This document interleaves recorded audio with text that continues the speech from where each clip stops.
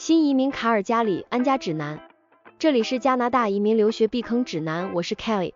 查看右上角搜索微信号免费咨询。卡尔加里是艾伯塔省最大的城市，拥有超过160万加拿大人。根据2023年全球宜居指数，卡尔加里跻身全球10大最宜居城市之列第7位。卡尔加里的宜居性在一定程度上体现在该城市在该指数上的排名，包括其总体得分96.8，在该国所有城市中排名第2，以及在4个不同类别中的满分100.0。卡尔加里在医疗保健、基础设施、稳定性和教育方面获得满分100分。此外，卡尔加里也是加拿大第3大多元化城市，居民讲120多种不同语言。该市目前近25%的人口本身就是移民，这使得移民更容易融入艾伯塔省最大的城市。了解卡尔加里及其主要社区。卡尔加里市每年有333天的阳光照射，比加拿大任何其他主要城市都多。这意味着这座城市的居民将有大量机会体验卡尔加里所提供的一切。卡尔加里市由几个主要街区组成，现在将详细讨论其中的一些街区。卡尔加里市中心是其最著名的街区区域，很大程度上是因为阿尔伯塔省最大城市的这一部分是从该省一些顶级餐厅到现场娱乐、博物馆、购物和卡尔加里塔等标志性古迹的一切中心。卡尔加里市中心是这座城市最著名的街区之一，为从家庭到年轻国际学生的每个人提供了一切。卡尔加里的贝尔特莱恩 Beltline 街区位于市中心正南，以其城市文化和夜生活而闻名。从其努克拱门是 Nokark 和贝尔特莱恩城市壁画项目 Bump 节期间展示的令人惊叹的艺术，到冬季的 Big Winter Classic 音乐节，将艺术和娱乐与当地精酿啤酒相结合的节日。贝尔特莱恩 Beltline 是一个充满活力的卡尔加里社区，是该市日益年轻的人口的理想选择。2021年卡尔加里的平均年龄仅为38岁，是加拿大所有主要城市中最年轻的城市之一。英格尔伍德是卡尔加里最古老的街区，是一个适合那些喜欢在居住地区散步和骑自行车的人的小镇。卡尔加里的这一部分是远离城市喧嚣的地方。英格尔伍德通常被称为卡尔加里最初的市中心，拥有众多当地餐馆、商店和历史建筑，真正展示了整个卡尔加里最独特和特别的事物。卡尔加里的公共交通。卡尔加里交通局负责处理该城市周围的公共交通，包括巴士网络和轻轨交通。LRT 线路称为 City Rail。 该城市的公共交通可以通过单程票价购买，也可以根据不同通勤者的需求购买套票或通票，日或月。票价、车票和通行证的价格取决于您购买时的年龄。卡尔加里交通局还为出示学生证 ID 的青少年提供学生特价。此外，卡尔加里交通还为周末团体日交通通行证提供特价，并为低收入居民和老年人提供折扣月度和年度交通通行证。卡尔加里交通为居民提供了一个网站和一个我的票价移动应用程序，他们可以用它们来计划通勤以及购买某些交通通行证。卡尔加里交通网站包括与乘客信息，例如可达性相关的工具和资源，并为通勤者提供最新的服务更新以及有关他们在城市中出行时可能遇到的干扰的信息。卡尔加里蓬勃发展的工业。卡尔加里最显着繁荣的产业之一是其技术部门。事实上，卡尔加里是北美科技劳动力增长最快的所在地，这意味着卡尔加里正在迅速成为加拿大首屈一指的科技和创新中心，非常适合那些想在科学、技术、工程和数学 STEM 领域找到工作的人。部门艾伯塔省在加拿大选择在联邦政府新的基于类别的抽签中优先考虑的5个职业类别中，总共有超过38000个职位空缺。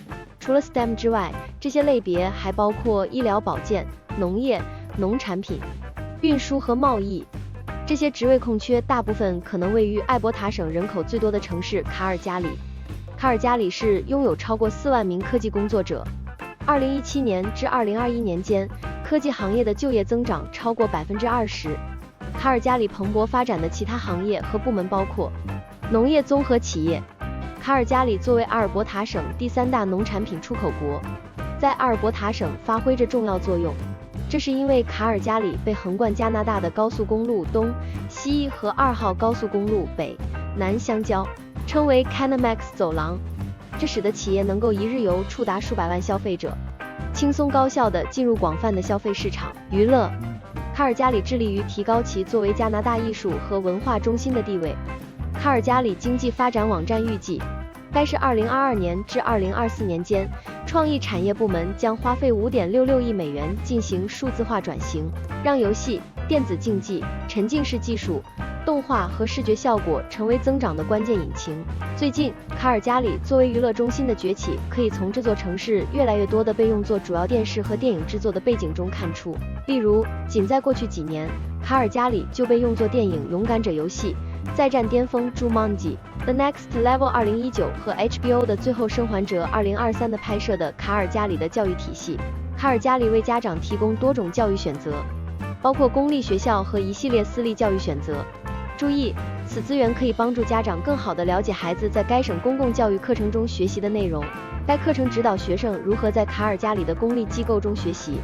卡尔加里的私立教育选择包括私立学校和寄宿学校。尽管所有私立学校都要求家长自费支付学费，这是卡尔加里公立和私立教育之间的主要区别。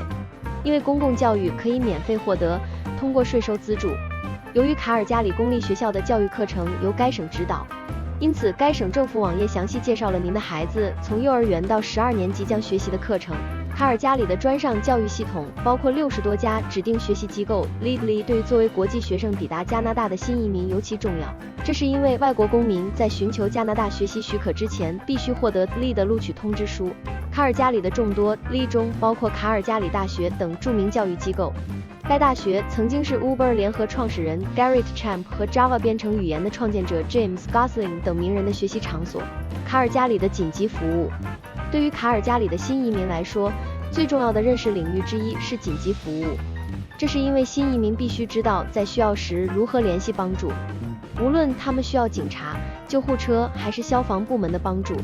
在紧急情况下，卡尔加里居民应拨打911，这会将他们与紧急服务提供商联系起来，后者可以快速为他们提供所需的帮助。